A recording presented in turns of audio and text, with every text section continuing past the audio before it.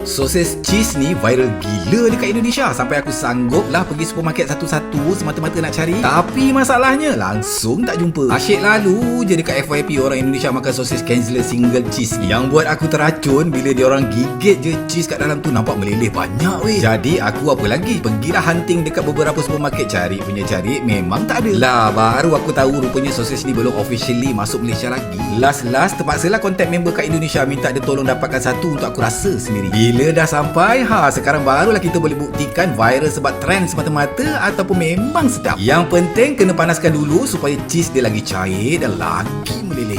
Korang tengok ni, bila gigit je memang nampak cheese dia keluar banyak weh. Sosis dia juicy, rasa cheesy dia full. Makan macam tu je pun dah layan. Patutlah orang Malaysia pun suka. Dia punya cheese betul-betul sedap sampai meleleh tau. Benda ni ramai orang Indonesia tengah FOMO rupanya. Okey, kalau Kienzler single keju ni betul-betul masuk Malaysia nanti, korang sanggup beratur nak try tak?